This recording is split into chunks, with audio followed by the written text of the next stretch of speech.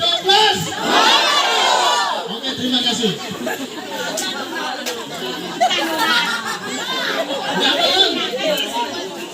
Berapa?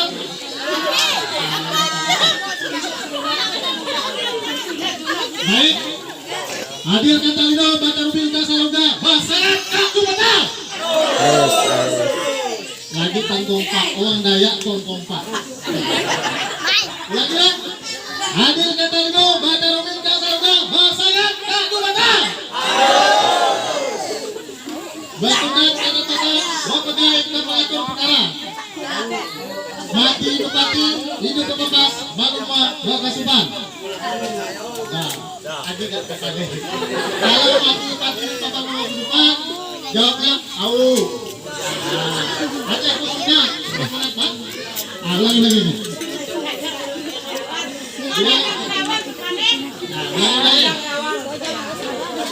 Adil Katalino, Batar Rubin, Kasaloga, Basarat, Kaku Batal.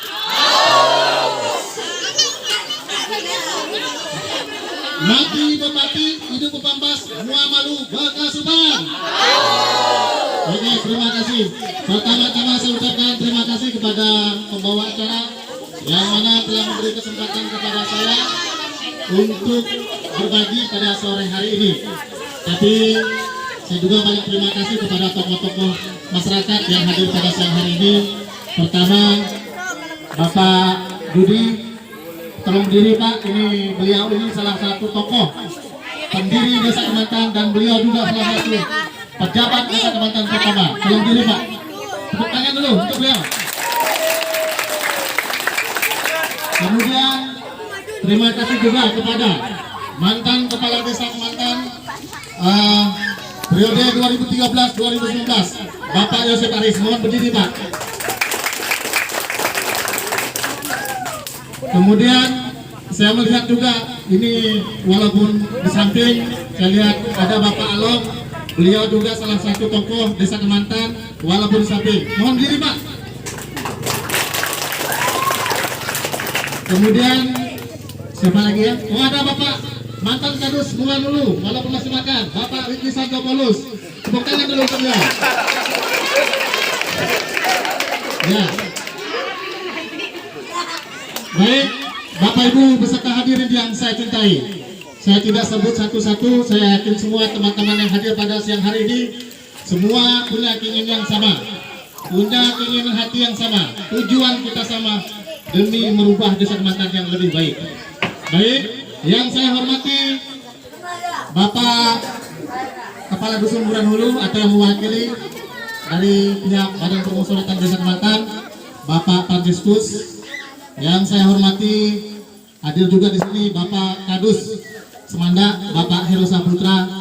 Kemudian yang saya hormati Ketua Adat, tokoh agama, dan Bapak Ibu beserta hadirin yang saya cintai. Selamat sore dan salam sejahtera untuk kita semua. Ini kalau membangun pantas masih uling-uling karena belum semangat. Selamat sore untuk kita semua. Baik, sebelum saya menyampaikan orasi saya akan bercerita sedikit tentang perjalanan dari 2013 sampai dengan 2019. Bapak Ibu beserta hadirin yang saya cintai, saya 2013 kayaknya menghilang dari Desa Kemantan, tetapi bukan menghilang tidak demi untuk desa. 2013 saya berangkat ke Kota Sintang untuk menambah ilmu kepemimpinan saya. Saya masuk di organisasi politik. Ya, pertama saya masuk di Partai Gerakan Indonesia Raya. Gerakan Indonesia Raya itulah Partai Gerindra, di mana saya bersama teman-teman waktu itu masuk di partai itu dan kami mendukung salah satu kandidat. Pada tahun 2014 kami mendukung namanya Pak Heri Maturida SPD MSI. Ada yang kenal nggak dengan Pak Heri Maturida? Ya, beliau kami usung menjadi calon dapil 2 khusus Sepauk Tembunak, dan beliau puji Tuhan bersyukur kita beliau menjadi anggota Dewan DPRD Kabupaten Sintang periode 2014-2019. Teman-teman, Bapak Ibu beserta hadirin yang saya cintai, dengan beliau duduk sebagai anggota dewan, maka saya berdiskusi sama beliau untuk membangun salah satu, atau kita berdiskusi dengan beliau untuk meminta oleh-oleh untuk ke desa kita. Yang Bapak Ibu tahu, ada satu lokal yang SDN nomor 33 Jarak Jauh Merayau yang paling hilir itu adalah dibangun beliau. Artinya waktu itu kita tidak sia-sia untuk mendukung beliau. Walaupun saya tidak menjabat sebagai kepala desa, tetapi saya masih bisa membagikan oleh-oleh untuk desa Kemantan yang kita cintai ini. Yang kedua, beliau juga membagi oleh-oleh untuk kita semua, yaitu pembangkit listrik tenaga mikro yang ada di Dusun Semanda. Ini Bapak Heru Saputra paham betul tentang hal itu. Jadi ada dua hal. Kemudian 2014 juga bergabung dalam salah satu partai politik yang namanya Partai Perindo. Bapak Ibu tahu kalau melihat TV pasti ada Perindo. Perindo adalah Partai Persatuan Indonesia, di mana partai ini dipimpin oleh salah satu, yaitu namanya Pak Haritanu, dan beliau sekarang seorang pengusaha, ya, dan kami sangat berkembang sekali. Dan pada saat itu 2014 berjalan ke 2019, kami proses pendaftaran dan sebagainya, administrasi, sehingga 2019 Partai Perindo mengikuti kompetisi. Akhirnya mengikuti kompetisi, saya ditunjuk oleh salah satu dari DPW. DPW itu adalah pengurus provinsi, dan saya koordinator staf pembunan. Puji Tuhan Bapak Ibu semua, bahwa Partai Perindo adalah suara terbanyak dari seluruh partai yang ada di Dapil 6, yaitu mencapai 10.000. Sehingga pada akhirnya saya diminta oleh DPW untuk menjadi pengurus DPD. DPD itu artinya Dewan Perwakilan Daerah, yaitu tingkat kabupaten. Waktu itu saya pilih sebagai ketua, tapi karena saya mohon maaf karena kantongnya kecil, sehingga saya menduduki jabatan sebagai bendahara saja. Tetapi saya sangat berkompeten dalam partai. Kami membangun 14 kabupaten, jadi 14 kecamatan dari seluruh kecamatan yang ada di Kabupaten Sintang. Baik, Bapak Ibu beserta hadirin yang saya cintai, tahun 2015 juga saya salah satu tim sukses JAS. Tahu enggak JAS? Tim sukses JAS tahu enggak? JAS itulah Jarod Askiman. Saya adalah tim sukses ring 1 pada saat itu. Saya bersama Pak Judi, ini beliau saksi hidup saya di depan kita semua, dan beliau akhirnya terpilih sebagai bupati 2015-2019. Maka dengan beliau terpilih, saya 2017 mengajak teman-teman Desa Kemantan untuk membawa beliau ke tempat kita. Pada saat itu kebetulan turnamen turnamen Kemantan Cup yang keempat, ya, tahun 2017. Beliau saya bawa naik, saya turunkan di SD kita, sehingga beliau juga memberi oleh-oleh kepada kita. Ada lokal yang baru ke Hujung, itu dibangun oleh Pak Jarod. Kemudian salah satu lagi itu adalah hulu kontrak.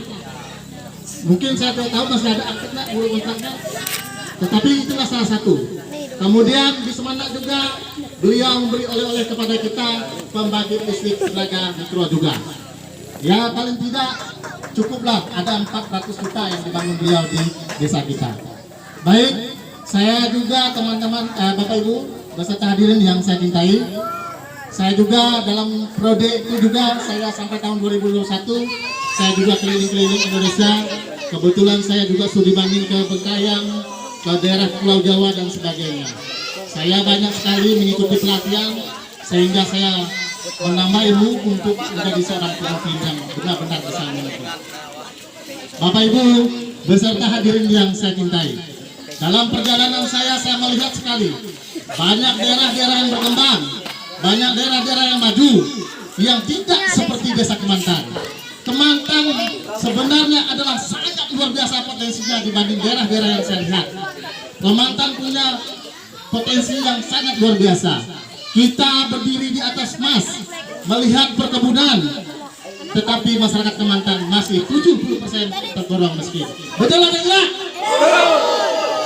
Dan ini harus kita rubah, Bapak Ibu semua. Ini harus kita rubah. Pola pikir kita ke depannya harus rubah. Karena tidak harus seperti itu.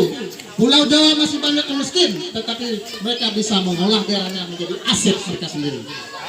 Baik Bapak Ibu, dengan berapa hal yang tadi saya sampaikan tadi, maka dengan itulah saya berpikir untuk maju sebagai calon kandidat calon kepala desa periode 2001-2007. Kalau Bapak Ibu melihat visi saya mewujudkan desa mandiri, Bapak Ibu tahu desa kita dalam posisi apa? Tahu enggak? Posisi desa kita adalah desa ketinggalan. Maka impian saya ke depannya kita harus sebagai desa mandiri. Yang dimaksud dengan desa mandiri, kita tidak tergantung pada orang lain, tidak tergantung pada investor. Ya, kita harus menjadi tuan di tanah kita sendiri dan kita harus membangun tanah kita sendiri menjadi aset kita sendiri. Dan ini harus kita lakukan. Kenapa? Kita Bapak Ibu tahu, di sebelah kiri sebelah kanan kita semua ada investor, di belakang investor, tanah kita semakin sedikit. Penduduk Matan bertambah atau sedikit? Tambah. Kalau penduduk Matan makin bertambah, maka tanah juga semakin sedikit. Ini harus kita sadari Bapak Ibu semua. Kalau kita tidak bisa mengolah aset kita, maka kita akan jadi kuli di tanah kita sendiri. Betul atau tidak? Betul. Dan ini harus dirubah Bapak Ibu semua. Pola pikir ini harus kita rubah. Kedepannya kita tidak seperti lagi. Kita harus menambah ilmu pengetahuan untuk mengolah satu daerah, sehingga daerah itu akan menjadi aset kita sendiri. Tidak lagi dijual kepada orang lain, tidak lagi direbut pada orang lain. Dan ini harus menjadi tuan di tanah kita sendiri. Baik Bapak Ibu, yang kedua, potensi kita sangat luar biasa. Ada potensi pariwisata, ada potensi hutan dan sebagainya. Dan ini harus kita kembangkan. Maka dengan mengembangkan ini, kita harus berpatok pada undang-undang yang namanya peraturan desa. Peraturan desa ini adalah perdes. Perdes itu dirancang oleh anggota BPD bersama masyarakat, kemudian bersama berdiri bersama kepala desa. Ini yang dikatakan namanya perdes. Baik, Bapak Ibu beserta hadirin yang saya cintai, ada beberapa hal yang memang harus kita lakukan. Pertama, kita memang harus meningkatkan infrastruktur. Sekarang kita lihat jalan kita walaupun jalan ini ramai dilihat orang, tapi lumayan jeleknya. Dan ini harus kita tingkat ke depannya. Bukan berarti teman-teman dahulu tidak membangun, tapi inilah yang bisa dibangun teman-teman. Semoga ke depan kita lebih maksimal. Kenapa seperti itu? Karena program pemerintah pusat itu sudah sampai ke desa. Ya, kalau dahulu itu otonomi daerah itu di kabupaten, sekarang otonomi daerah itu di desa. Kalau dahulu provinsi tidak boleh membangun kabupaten, provinsi hanya boleh membangun di provinsi. Tetapi tidak sekarang, pusat membangun provinsi, provinsi membangun kabupaten, kabupaten membangun desa. Artinya ini lubang untuk kita bisa melobi di sana. Banyak sekali yang dana-dana bergantung yang bisa kita ambil. Ini. Kemudian apalagi dengan sekarang didukung dana desa, namanya DD. Ingat Bapak Ibu, kalau dana dari pusat itu bukan ADD, DD, dana desa. Dana desa ini kalau dahulu tidak boleh masuk ke desa, tetapi dengan Undang-Undang Nomor 6 Tahun 2015, maka otonomi daerah itu berubah kepada desa, sehingga dana pusat boleh diturunkan kepada desa. Dan ini sangat bermanfaat sekali bagi kita. Kenapa? Tahu program Nawacita? Tidak. Ada yang tahu program Nawacita? Program Nawacita adalah program Presiden Republik Indonesia Bapak Joko Widodo. Program Nawacita adalah program bagaimana membangun masyarakat lewat pinggir. Itu. Bagaimana membangun pinggir? Lewat pemberdayaan. Makanya kalau dana desa itu harus ada pemberdayaan. Kalau tidak ada pemberdayaan Bapak Ibu, tidak bisa cair dana desa itu, maka harus ada pemberdayaan. Maka kesempatan inilah Bapak Ibu untuk kita bisa membangun aset kita. Yang kedua, Bapak Ibu, kita harus membangun suatu perusahaan. Perusahaan namanya Badan Usaha Milik Desa.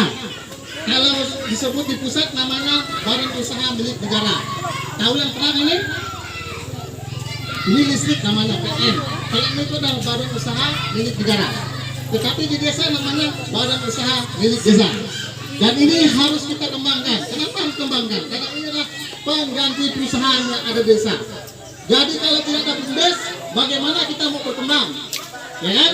Nah, sekarang ke depan harapan kita BUMDes harus kita dirikan dan ini harus kita menjadi aset di tanah kita. Ada berapa unit harus kita kembangkan? Pertama, pertambangan. Yang kedua, pertanian dan perkebunan. Yang ketiga, pariwisata. Yang keempat, nanti mungkin perdagangan. Jadi tidak lagi kita bingung, Pak, kalau saya memasukkan LPG ke desa kecamatan susah atau tidak? Tidak, karena kita sudah diatur dalam undang-undang Perdes namanya, nanti akan berdiri BUMDes. Makanya ke depannya dari suatu Bapak Ibu, investor teman-teman yang tokoh kita akan kerjasama. Brandnya brand BUMDes, tetapi mereka bisa mengambil lebih ringan di sana. Dan tidak ada lagi yang dihalang-halangi oleh aparat di jalan. Ya, kemudian Bapak Ibu beserta hadirin yang saya cintai, kita juga akan meningkatkan SDM. Tahu SDM? Sumber daya manusia. Sumber daya manusia. Sumber daya manusia ini harus kita tingkatkan. Kita bukan sumber daya manusia ini ada dua. Pertama eksternal, yang kedua internal. Internal ini harus belajar. Belajarnya di mana? Di kursi pendidikan. Eksternal ini apa? Melakukan pelatihan. Kenapa harus melakukan pelatihan? Karena di pulau kita ini sangat minim konsultannya atau PPL-nya, pelatih lapangannya. Pernah ketemu PPL nggak di sini? Pernah ketemu enggak? Kenapa? Karena PPL-nya supaya di kantor. Bayangkan Bapak Ibu, kalau di Pulau Jawa satu desa itu ada 10 PPL, ada 10 pelatihan, maka wajar saja mereka punya ilmu pengetahuan. Kalau kita di sini satu PPL mewakili 5 desa, bagaimana kita mau dapat ilmu pengetahuan? Ya kan? Nah, dan ini harus kita menjadi PPL sendiri. Maka ke depan kalau kita mengembangkan perkebunan, kita harus konsultasi ke salah satu institut atau daerah-daerah yang sudah maju. Contoh kalau kita mengembangkan perkebunan sawit, kita harus ke Medan. Ada namanya PPKS. PPKS itu Balai Peneliti Perkebunan Sawit.